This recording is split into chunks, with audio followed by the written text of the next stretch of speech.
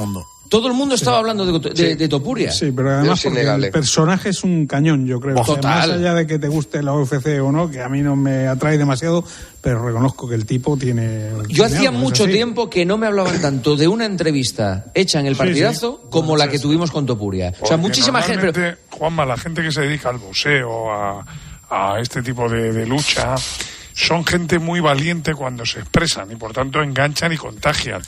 Cuando yo voy a los Juegos Olímpicos, ¿quiénes son los tíos que más te llaman la atención? Es verdad. Los boxeadores. Emmanuel Reyes Pla. Claro, los boxeadores, porque te dicen unas frases que te enganchan. Le voy a poner a dormir, como dice Jaime Ugarte, es el más grande, entra en la distancia del dinero. Te dicen frases que te sorprenden y te llegan. Normalmente, simplemente hay que mirar Cassius Clay, Tyson, Foreman, sus declaraciones eran auténticos bombazos. Son gente que llegan y la entrevista que tú le hiciste a él evidentemente llega. Luego entrevistas a otro tipo de deportistas que son planísimos y no tienen ningún tipo de enganche. No, pero es verdad que ellos llegan mucho. Es que y es un deporte en auge también. Sí. Es así, se practica en los gimnasios con mucha frecuencia. Os diré una cosa, es un derecho deportivo a nivel televisivo que me dicen que es de los pocos que va a ir exponencialmente hacia arriba. Seguramente. O sea, que se va a poner muy caro la UFC para la televisión que lo quiera comprar, ¿eh? Porque además tú tienes el deportista, porque antes hablamos de Evangelista o de Poli, pero realmente no podían ganar aquellos combates.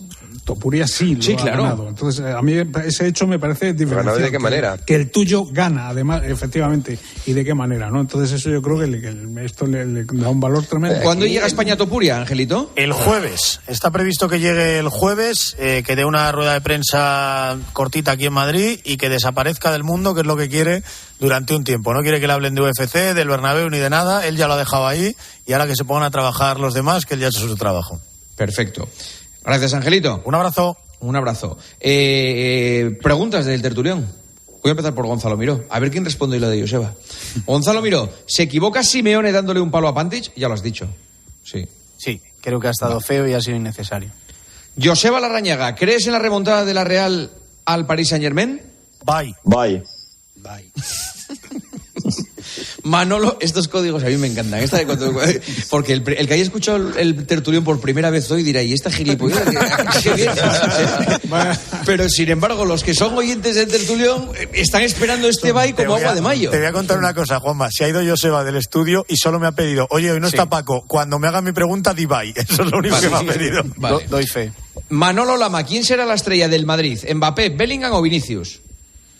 Yo soy ficha Mbappé. Rico, si no hubiera repetido el penalti, ¿hubiera sido un fracaso haber empatado contra el Celta? Lo que es un fracaso es el fútbol del Barcelona. Cañizares, como dice Ancelotti, ¿es difícil ganar en Vallecas? Siempre ha sido muy difícil ganar en Vallecas para todo el mundo. Siro, Rodrigo, Endriqui, Joselu, ¿quién se queda sin sitio por Mbappé? Yo creo que se va a quedar Rodrigo, pero yo creo que incluso en la plantilla del Real Madrid, porque conociendo a Florentino, que quiere siempre el equilibrio y no sé cuántas cosas más, a alguien van a vender si viene Mbappé. Y yo creo que el que más dinero le puede dar es Rodrigo, de los tres. Palomar, ¿Mbappé le dará el 9 de Benzema o qué dorsal va a llevar?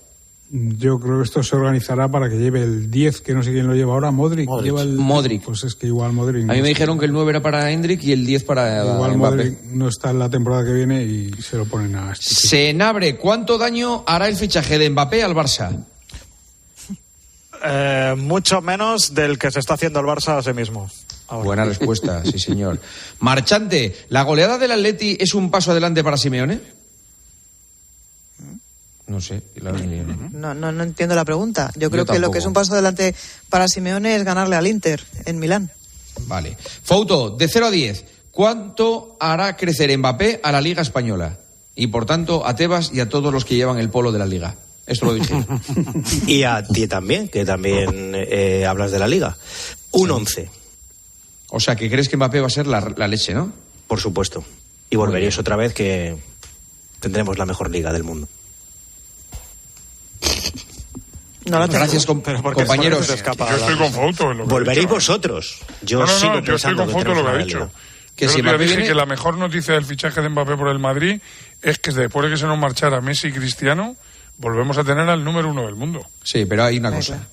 Messi y Cristiano estaban en dos equipos distintos que jugaban uno contra otro. Aquí, como la balanza quede desequilibrada, que el Madrid sea un equipo de NBA y los otros sean de la Liga LEB, estamos... Juanma, pero una cosa, si uno lo ha hecho bien y otro lo ha hecho mal... Sí, pero yo hablo a nivel de competición. Que no nos olvidemos que Messi estaba en el Barça y Cristiano en el Madrid. Y eso era muy bueno para la competición y para la Liga. Ahora, la salud de los dos equipos a nivel económico era buena. Ahora tenemos que despedir la comunicación. Hasta aquí. Hasta aquí ha llegado el tertulión. Es una pena porque cuando mejor estaba nos tenemos que ir. Fíjate, es increíble. Compañeros, un abrazo, gracias. Adiós.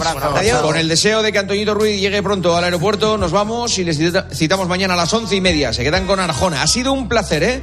Mañana partidazo. Adiós. Juanma Castaño. Tiempo de juego. COPE. Estar informado.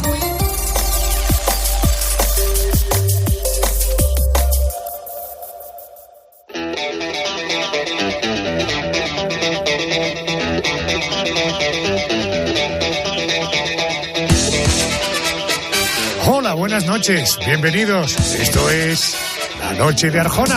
¡Hey! Arrancamos la semana del 19 al 25 de febrero.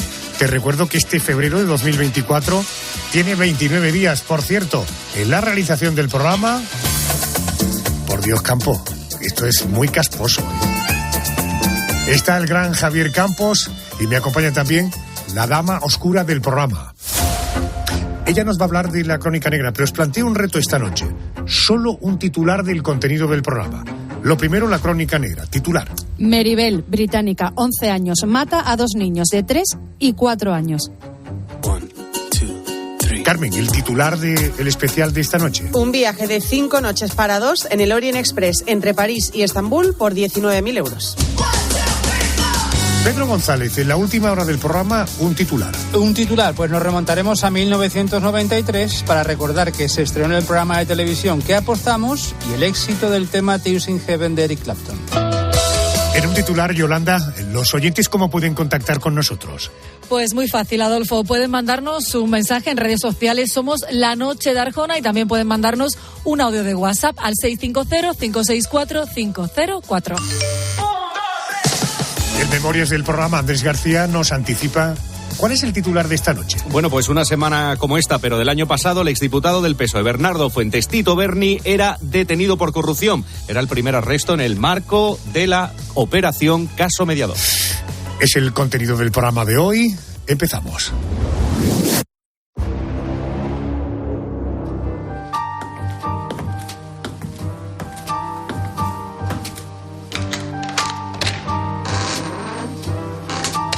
La Crónica Negra.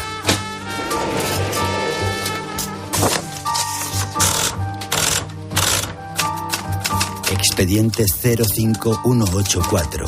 Meribel, la asesina de 10 años.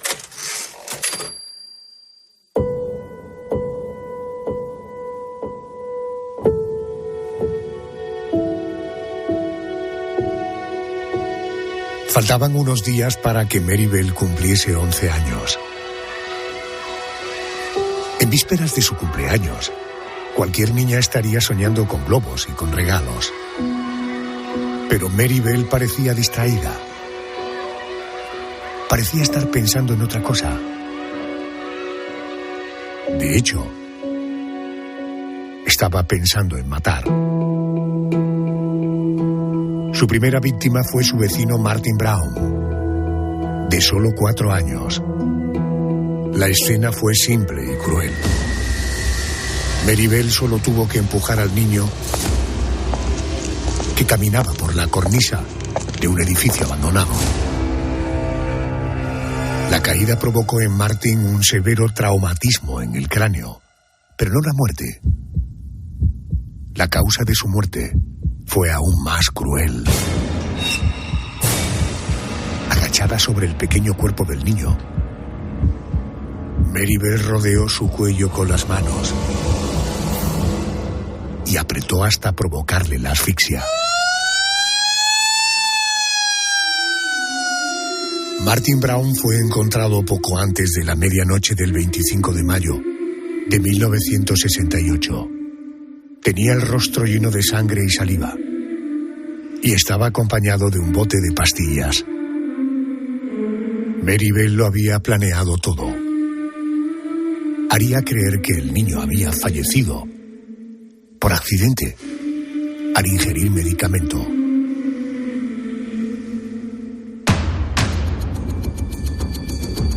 Dos meses tardaron Maribel y su compañera de crimen, Norma, de 13 años, en asesinar de nuevo. Esta vez la víctima fue Brian Howie, un niño de 3 años que también fue asfixiado. Pero en esta ocasión Maribel fue aún más cruel, más sanguinaria.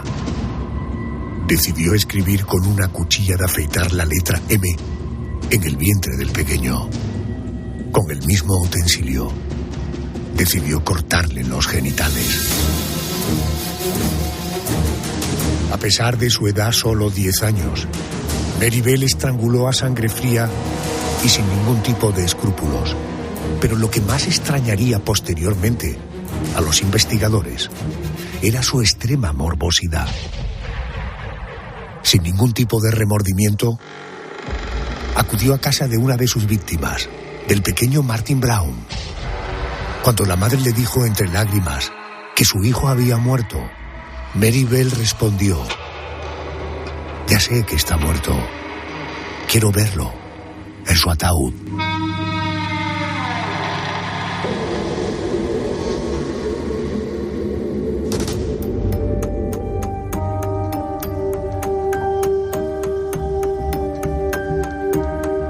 Fijaros que en tan solo 2 meses esta niña británica, Maribel, de solo 11 años, fue capaz de cometer 2 brutales asesinatos.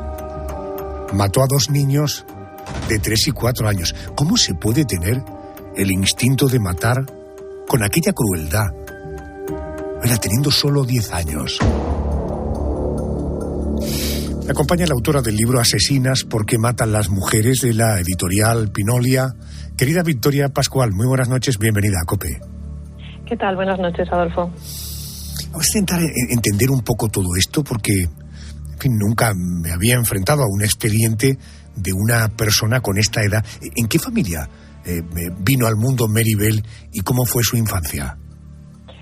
Pues estamos hablando de una niña que nace en los años 50, a finales de los años 50, en una zona muy marginal, en una familia cuya madre había sido expulsada de su hogar con tan solo 16 años por ser ya adicta al alcohol y a las drogas. Para poder salir adelante, la madre de Mary trabaja como prostituta, resultas de lo cual se queda embarazada precisamente de Mary. Es un ambiente desde el punto de vista social pues desestructurado y también desde el punto de vista familiar, ya que bueno, pues su madre era muy joven, era adicta a distintas sustancias y pues no tenía mucho interés en el cuidado y en la crianza de Mary.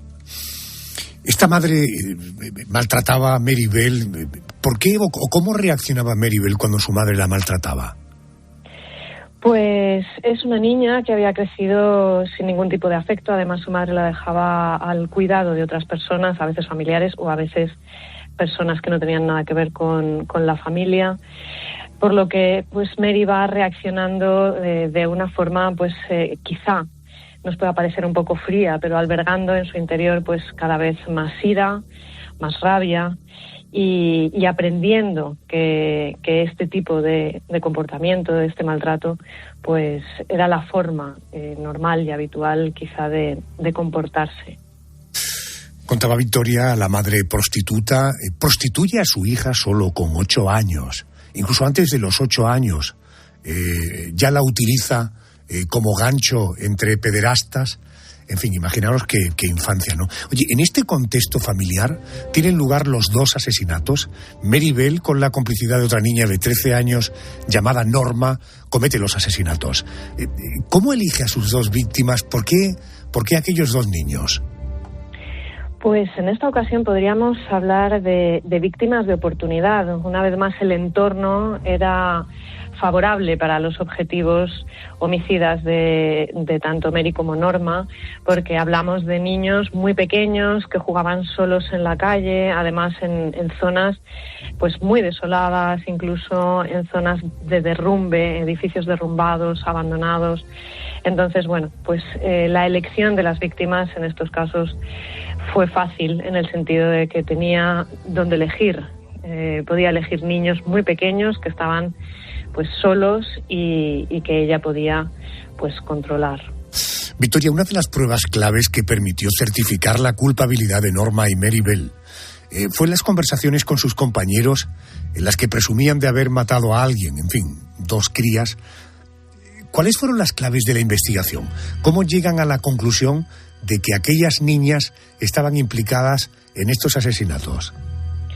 Pues la investigación se hizo de forma masiva. Se llegaron a interrogar a miles de niños porque se empezó a sospechar que podían ser 2 manos pequeñas con poca fuerza por los vestigios forenses que se encontraron en los asesinatos. Entonces empezaron a encontrar pues determinadas evidencias que apuntaban todas a Mary, del estilo como la que comentabas, que las niñas alardeaban de haber matado a alguien en su clase.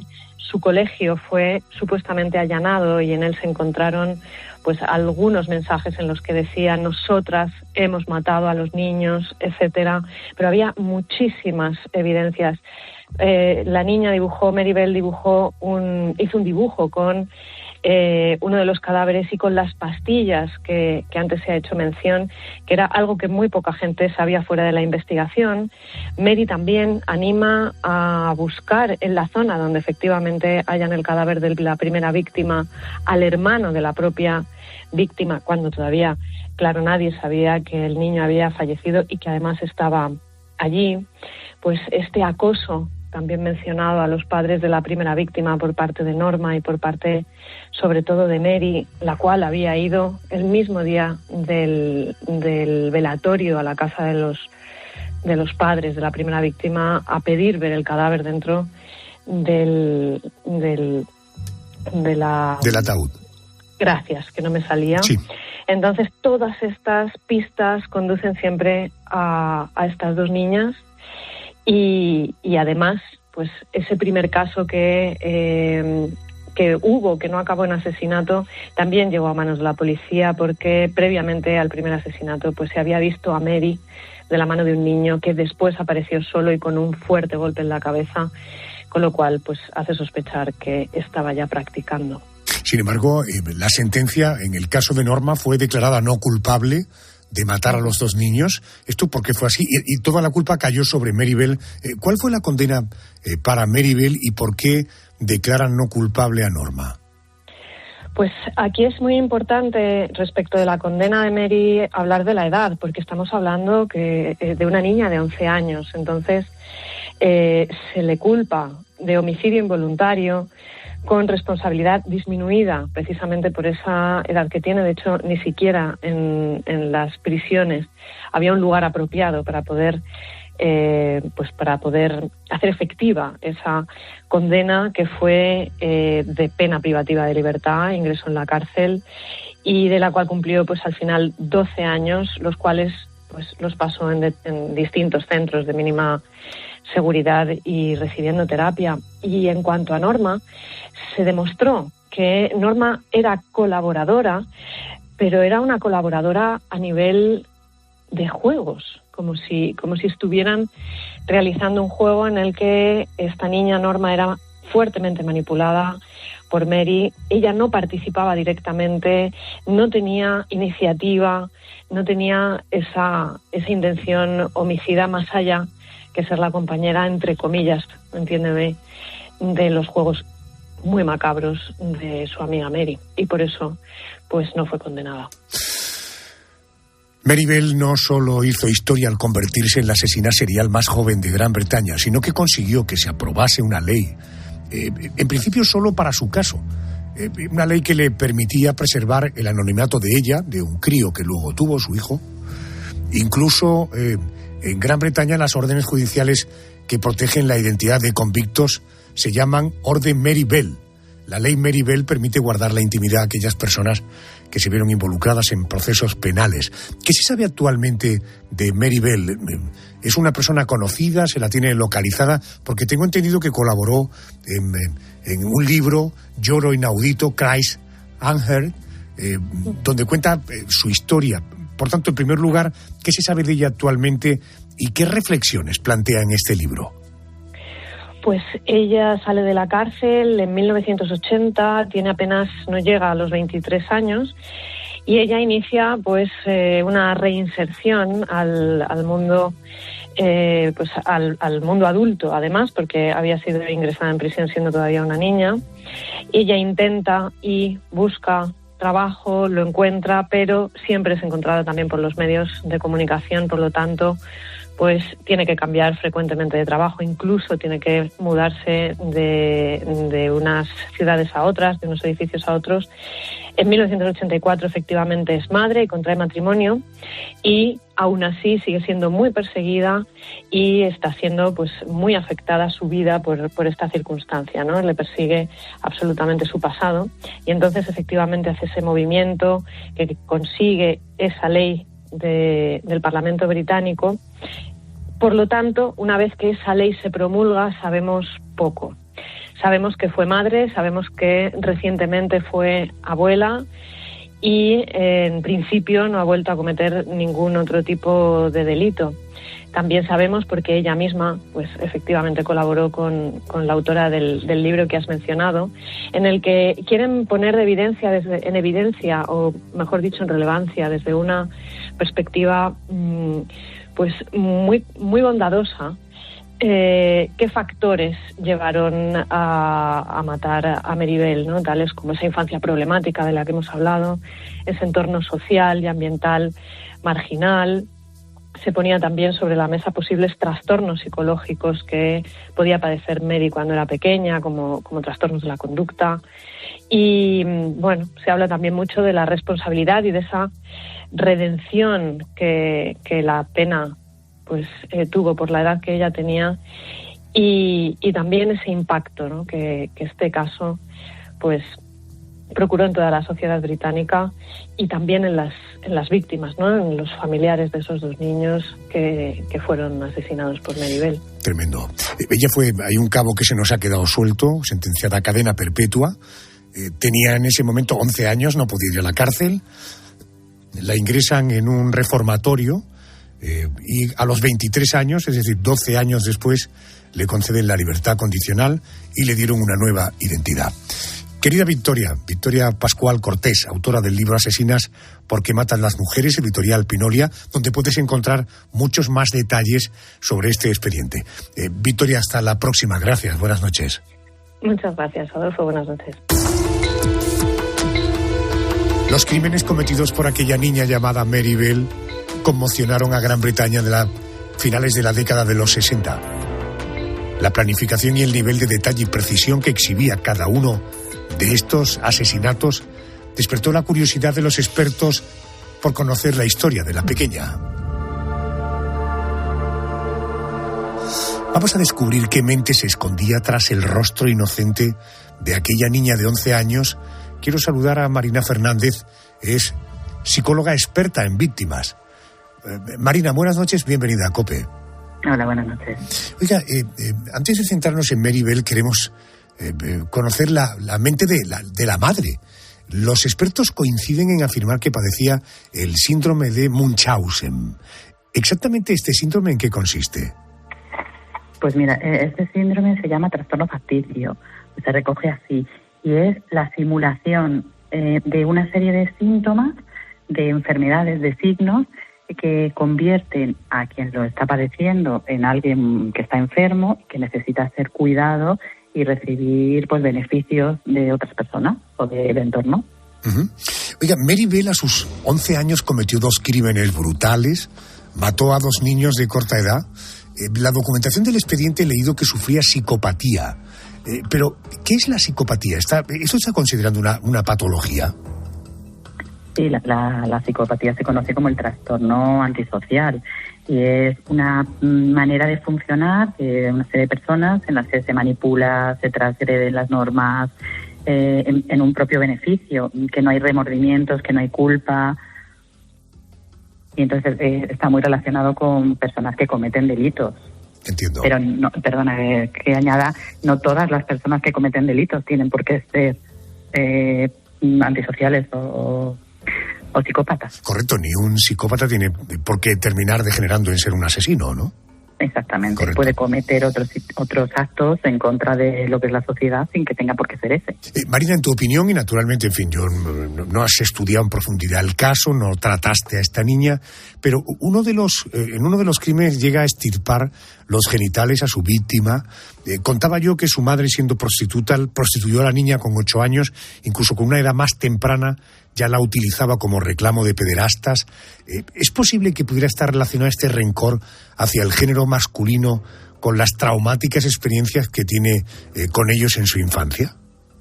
A ver, en general, el síndrome de Munchausen por poderes, estamos hablando de un maltrato que ha sufrido una niña, y si encima, dentro de lo que le ha ocurrido, son experiencias negativas con hombres, tanto por la ausencia de padre, ¿no?, que no he oído dónde está exactamente, y por las experiencias a la prostitución, pues puede, claro, generar una aversión y ser uno de las fantasías que ella quiera mostrar y ver, a ver qué le producen. El hecho de que se burlara de las víctimas nos puede inclinar a pensar que para ella el acto de quitarle la vida a una persona fuera un juego, que no fuera más que... Hablamos de una niña de 11 años. ¿Esto tiene algún sentido? Mira, hay algunos autores que dicen que no se puede hablar de psicopatía en niños tan pequeños, porque todos los adolescentes, todos, tienen una serie de características que son bastante parecidas.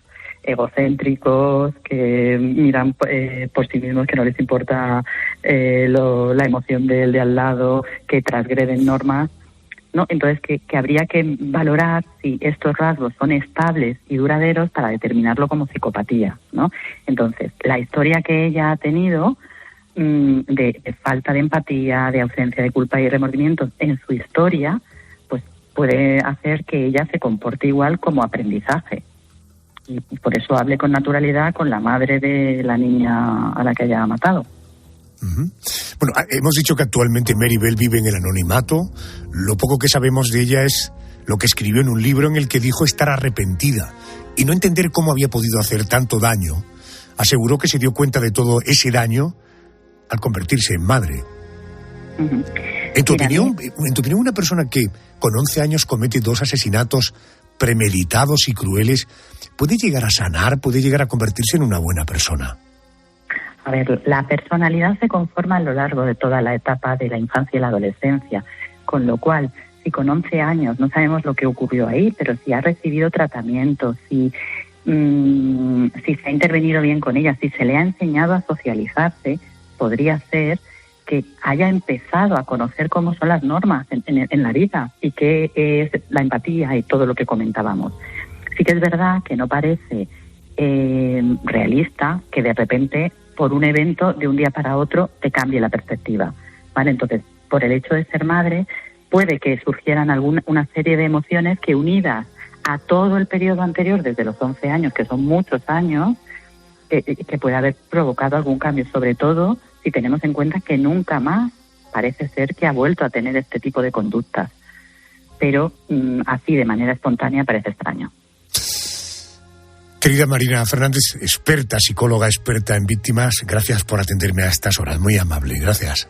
Nada, a vosotros. Adiós.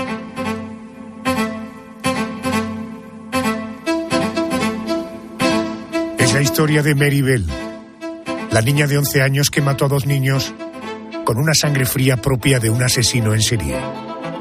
Años más tarde, convertida ya en una mujer, dijo estar arrepentida de sus actos. La opinión pública inglesa no la creyó. ¿Y tú? ¿La creerías? Vamos al boletín de las 2, 1 en Canarias. Luego nos espera un especial muy viajero. Noticias. Y luego seguimos.